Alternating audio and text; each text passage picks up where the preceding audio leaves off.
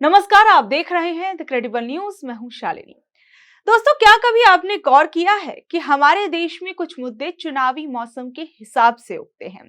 जैसे ही चुनाव करीब आते हैं, कई बार राहुल गांधी से जुड़ा हुआ कोई ना कोई मुद्दा जरूर निकाल दिया जाता है। जैसे इस बार फिर से राहुल गांधी की नागरिकता का चिन्ह बोतल से बाहर निकाल दिया गया है। इस मामले में नया मोड़ सामने आया है। इलाहाबाद हाई कोर्ट की लखनऊ बेंच ने यह आदेश दिया कि राहुल गांधी के खिलाफ एफआईआर दर्ज की जाए और जांच की जाए। याचिकाकर्ता वही है, बीजेपी के नेता विघ्नेश शिशिर। सवाल यह है कि क्या ये कानून की जीत वाकई में मानी जाए या फिर राहुल गांधी को चुनावों के समय में उलझाए रखने की एक साजिश मानी जाए। आज हम बात करेंगे कि आखिर क्यों सरकार 10 साल से इस मामले को लगातार खींच रही है, और अगर इस मामले में सरकार के पास सबूत है तो वो देश के सामने क्यों नहीं रखे जा रहे। क्या ये असली मुद्दों से ध्यान भटकाने का एक तरीका है? चलिए आसान भाषा में सबसे पहले इस मामले को आप समझ लीजिए। दरअसल राहुल गांधी पर यह आरोप है कि उनके पास ब्रिटिश नागरिकता है। विघ्नेश शिशिर का कहना है कि राहुल गांधी यूके में वोटर रहे हैं। अब इस मामले में कानूनी पेश समझिए। भारत का संविधान यानी आर्टिकल 9 और नागरिकता अधिनियम 1955 कहता है कि आप एक साथ दो देशों के नागरिक नहीं हो सकते। अगर आप विदेशी नागरिकता लेते हैं तो आपकी भारतीय नागरिकता खुद ब खुद खत्म हो जाती है। अगर यह आरोप सच है तो राहुल गांधी की सांसदी भी जाएगी और उन पर पासपोर्ट एक्ट के तहत केस भी चल सकता है। लेकिन ट्विस्ट क्या है? यही बात 2017 में सुब्रमण्यम स्वामी ने उठाई थी। दिल्ली हाईकोर्ट ने तब ये कहा था कि सबूत काफी नहीं है। फिर 2024 में मामला फिर उठा। केंद्र ने गृह मंत्रालय को जांच के आदेश दिए और अब 2026 में हाई कोर्ट कह रहा है कि एफआईआर दर्ज की जाए इस मामले में। यानी एक तरीके से देखा जाए कि इस पूरे मामले में गोल गोल घूमकर हम वही खड़े हैं जहां 10 साल पहले थे। मोदी सरकार पिछले 12 सालों से सत्ता में है। सीबीआई, आईबी, रॉ और गृह मंत्रालय सब इनके पास है। क्या दुनिया की सबसे बेहतरीन एजेंसियों को ब्रिटेन की सरकार से ये पता करने में 10 साल लग जाएंगे कि राहुल गांधी भारत के नागरिक हैं या नहीं, या उनके पास ब्रिटिश की नागरिकता है या नहीं? कोर्ट में केंद्र के वकील कहते हैं कि हमने ब्रिटेन को कई रिमाइंडर भेजे हैं लेकिन जवाब नहीं आ रहा है। क्या भारत और ब्रिटेन के रिश्ते इतने खराब हैं कि एक नागरिकता की जानकारी नहीं मिल पा रही है, या फिर सच ये है कि सरकार जानबूझकर मामला लटकाना चाहती है? मई 2025 में हाई कोर्ट ने तल्ख टिप्पणी की थी कि देरी नहीं चलेगी इस मामले में, फिर भी केंद्र रिपोर्ट नहीं दे पाया। क्यों? क्या इसलिए कि अगर मामला सुलझ गया तो भविष्य में राहुल गांधी को घेरने का हथियार खत्म हो जाएगा? दोस्तों, राजनीति में ना टाइमिंग ही सब कुछ होती है। अभी देश में क्या चल रहा है?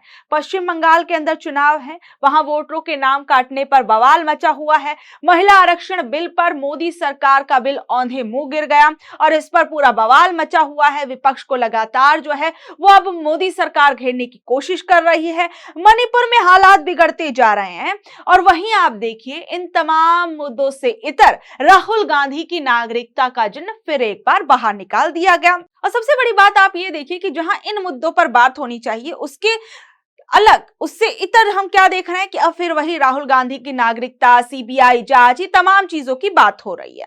आपको याद होगा कि लोकसभा के चुनावों से ठीक पहले भी राहुल गांधी को लेकर जो है एक बड़ी खबर सामने आई थी, और ये खबर सामने आई थी कि राहुल गांधी की जो संसदीय सदस्यता है वो एक केस के चलते चली गई, यहां तक कि उनका घर तक भी ले लिया गया था। लेकिन बाद में क्या हुआ? सब कुछ ठीक हो गया और राहुल गांधी को उनका घर भी मिल गया, राहुल गांधी की सदस्यता भी वापस आ गई। वो पूरा का पूरा बवाल जो था वो मोदी सरनेम को लेकर हुआ था कि राहुल गांधी ने जो है वो मोदी सरनेम का अपमान किया है। ये तमाम चीजें देखने को मिली थी, लेकिन फिर वही पैटर्न देखने को मिल रहा है कि अभी फिर से चुनाव है और इस बीच में हम देख रहे हैं राहुल गांधी की नागरिकता वाला जो पूरा मामला है फिर से उसे उठाया जा रहा है जोर शोर के साथ। देखिए, ये जनता की साइकोलॉजी से खेलना होता है। जब आप एक ही आरोप को बार बार दोहराते हैं तो जनता के मन में भी शक पैदा हो जाता है। भले ही सबूत जीरो हो, लेकिन हेडलाइन तो बन गई। इसे कहते हैं परसेप्शन की राजनीति। देखिए, हम लोग भी पूछ रहे हैं कि अगर राहुल गांधी वाकई में विदेशी हैं तो उन्हें जेल भेज दिया जाए, अगर वो दोहरी नागरिकता रख रहे हैं तो उन पर कड़ी कार्रवाई की जाए। लेकिन अगर ऐसा नहीं है तो इस पूरे मामले पर इतना हंगामा क्यों किया जा रहा है, इतनी नौटंकीबाजी क्यों की जा रही है? और अगर ऐसा कुछ कुछ नहीं है तो ये नाटक कब तक चलेगा? सोचिए, 10 साल बहुत बड़ा वक्त होता। एक आम आदमी को भी समझ आ रहा है कि ये कानूनी लड़ाई से ज्यादा सियासी हैरान परेशान करने वाला खेल है। अंत में देश ये जानना चाहता है कि क्या हमारी कोर्ट और एजेंसियां सिर्फ राजनीतिक हिसाब से जो है वो चलती हैं। देखिए, सबसे बड़ी बात यहाँ पर यह है कि हमारे देश के अंदर इतनी बड़ी बड़ी एजेंसियां हैं। हमारे देश की जो सरकार है वो इन एजेंसियों के जरिए भी पता लगवा सकती है कि आखिर में क्या वाकई में राहुल गांधी, क्या उनका वो ब्रिटिश के नागरिक हैं या भारत के नागरिक हैं, या फिर जो है राहुल गांधी का क्या जो विदेशी कुछ गलत ताकतें हैं उनके साथ कोई संबंध है। ऐसा कुछ है तो जो सरकार है उसे पूरा तुरंत इन्वेस्टिगेशन करानी चाहिए। लेकिन अगर ऐसा कुछ नहीं है तो इन तमाम चीजों पर तमाशा बनाने की क्या जरूरत है।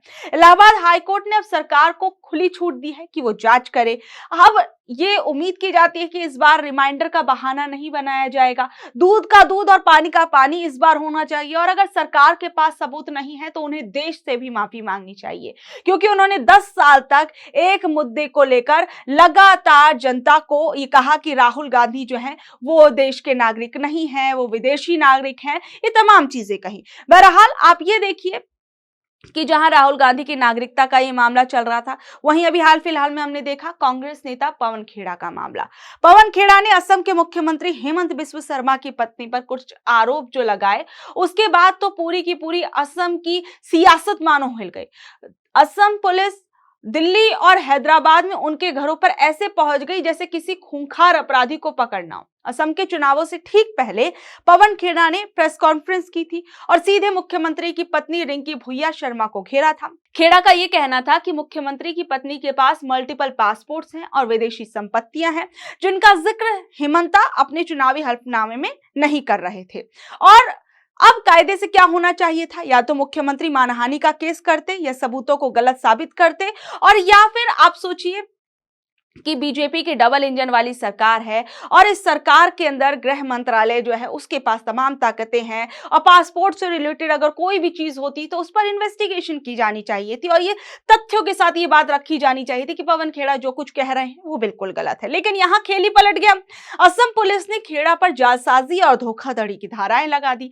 रिंकी जी का कहना था कि खेड़ा फर्जी सबूतों के दम पर उनकी इमेज खराब कर रहा है। और सबसे बड़ी बात आप देखिए कि पवन खेड़ा के वकील अभिषेक मनु सिंघवी, उन्होंने कोर्ट के अंदर क्या कहा। उन्होंने कहा कि खेड़ा के निजामुद्दीन वाले घर पर 100 पुलिस वाले भेज दिए गए और एक मानहानि के मामले में इतनी बड़ी फोर्स भेज दी गई।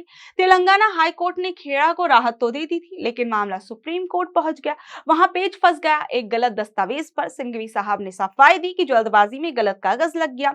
लेकिन कोर्ट जो था वो वहां पर थोड़ा सख्त नजर आया। जस्टिस महेश्वरी ने कहा कि कोर्ट में गलत कागज देना कोई छोटी बात नहीं है, लेकिन खेड़ा साहब को राहत के लिए वापस असम की ही अदालतों के चक्कर काटने होंगे। अब देखिए हेमंत बिस्व शर्मा चुनावों से पहले किस किस तरीके की वो बात कर रहे थे। मियां मुसलमानों को लेकर उन्होंने तमाम तरह के बयान दिए। अपने सोशल मीडिया हैंडल पर उन्होंने किस तरीके से, आप सोचिए, ऐसी वायलेंट तस्वीरें जो हैं वो शेयर की। और कहीं ना कहीं आप देखिए कि हेमंत बिस्व शर्मा मीडिया से कैसी बदतमीजी करते हुए नजर आ रहे थे, और उस पर भी वो कह रहे थे अपनी मीडिया, फिर उसके बाद मीडिया के ही अंदर आकर अपनी उस बात पर सफाई दे रहे थे। और आप देखिए कि अगर उनकी पत्नी पर कोई आरोप है और उससे वो असहमत हैं, उन्हें लगता है कि ऐसा जो कहा गया वो ठीक नहीं, तो कोर्ट का सहारा लेना चाहिए। आप देखिए जिग्नेश मेवानी का मामला, उन्हें भी एक ट्वीट के चक्कर में असम पुलिस गुजरात से उठा ले गई थी। विपक्ष का कहना है कि ये पूरी की पूरी कार्रवाई सिर्फ इसलिए है ताकि कोई मुख्यमंत्री के परिवार की तरफ आंख उठाकर न देख सके। जब खेड़ा ने अपनी ट्रांजिट बेल बढ़ाने की मांग की तो कोर्ट ने मना कर दिया। अब खेड़ा को उसी असम पुलिस का सामना करना है जो उनके पीछे हाथ धोकर पड़ी थी। लेकिन क्या ये वाकई में न्याय की प्रक्रिया है या फिर विपक्ष को सिर्फ डराने का एक तरीका? अभिषेक मनु सिंघवी ने कोर्ट में एक बात कही थी कि इस देश में अनुच्छेद 21 भी है। अनुच्छेद 21 यानी अपनी व्यक्तिगत आजादी। आज पवन खेड़ा है, कल कोई और होगा। अगर राजनीतिक आरोपों के बदले में पुलिसिया छापेमारी और गिरफ्तारी ही एकमात्र रास्ता बन जाएगी तो फिर लोकतंत्र में सवाल कौन पूछेगा? क्या किसी दस्तावेजी गलती की सजा ये होनी चाहिए कि आपकी आजादी छीन ली जाए? खेड़ा असम की कोर्ट में अपनी बेगुनाही साबित करेंगे। लेकिन इस पूरे तमाशे को अगर हम देखें तो कहीं ना कहीं जो है माहौल बनाने की जो पूरी कोशिश की जाती है उसे समझना होगा। अब राहुल गांधी का आपने पूरा मामला देखा, किस तरीके से फिर वही नागरिकता वाली बात जो है वो की जाने लग रही है।